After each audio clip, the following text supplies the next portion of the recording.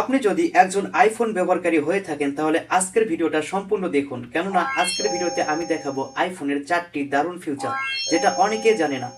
তাই আজকের ভিডিওটা কোনোভাবেই মিস করবেন না।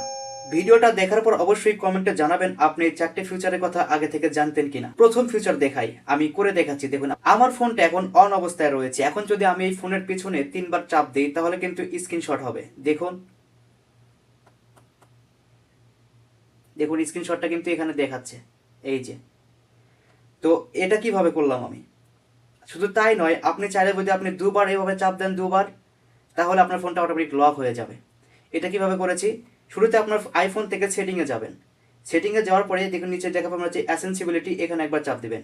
এখান থেকে নিচে আসুন, দেখা পাবেন টাচ, এখানে একবার চাপ দিন। এখান থেকে দেখবেন নিচে আসুন, নিচে আসার পর আমি দেখতে পাবেন হচ্ছে ব্যাক ট্যাপ, এখানে চাপ দিন। এখান থেকে দেখুন double tap screen lock, triple tap screenshot, আপনি এখান থেকে এটা সিলেক্ট করে নেবেন। এখানে অনেক কিছু আছে, আপনি সিলেক্ট করে নিতে পারেন, ঠিক আছে।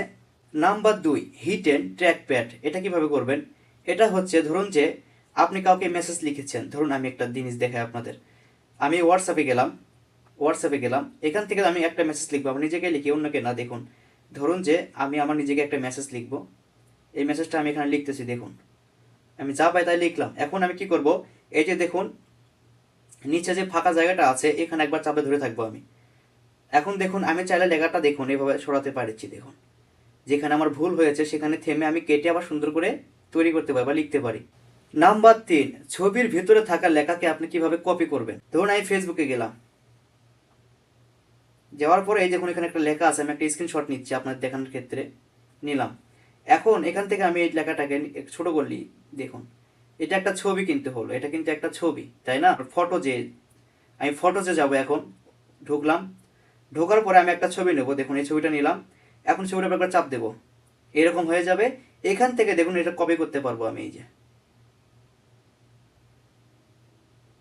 দেখুন আমি লেখাটাকে কপি করতে পারছি, অর্থাৎ এই ছবির ভিতরে থাকা যে লেখাটা, এটা আমি এখান থেকে কপি করতে পারছি। দেখুন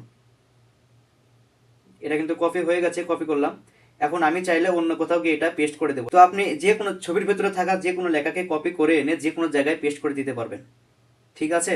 নাম্বার 4, হাইড ফটো। আপনার যে কোনো ছবি বা ফটো আপনি নিজেকে লুকিয়ে রাখতে পারবেন। কিভাবে? আপনি গুগল ফটোতে জানাবার, অর্থাৎ ফটোস যে অ্যাপসটা রয়েছে সেখানে যাবেন।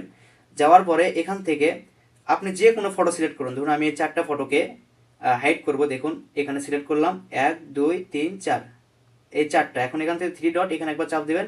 দেখুন এখানে লেখা আছে হাইট, চোখের মতো চিহ্ন, এখানে দেখুন হাইট, এখানে একবার চাপ দিবেন।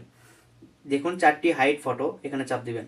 বাস, এটা হাইট হয়ে গেল। এখানে আর দেখাবে না। কই দেখাবে এটা এখন? এখানে আসুন, এখান থেকে দেখুন এখানে একটা অপশন পাবেন, সেটা হচ্ছে হিটেন নামে। এখানে একবার চাপ দিন, আপনার ফেসটাকে তারা স্ক্যান করবে, অর্থাৎ এই আইফোন স্ক্যান করে। দেখুন এই ফটোগুলো এখানে, আর এই 4টা ফটো কিন্তু এখানে লুকে আছে। তো এগুলো আবার আগের অবস্থায় নিয়ে যাবেন কিভাবে? সিলেক্ট করুন, এখানে চাপ দিন, 4টাকে টিক মার্ক দেওয়ার পরে 3 ডট, এখান থেকে দেখুন আনহাইট, এখানে মেরে দিন। এখানে আর থাকলো না, এগুলো আবার আগের অবস্থায় ফিরে গেল। তো এই 4টি ফিচারের কথা আপনি জানতেন কিনা অবশ্যই কমেন্ট করে জানাবেন। যদি ভিডিওটা ভালো লেগে থাকে তাহলে অবশ্যই চ্যানেলটাকে সাবস্ক্রাইব করুন, অন্যকে শেয়ার করে দিন। সবাই ভালো থাকুন, আবার দেখবেন নতুন আরেকটা ভিডিও নিয়ে। আল্লাহ হাফেজ।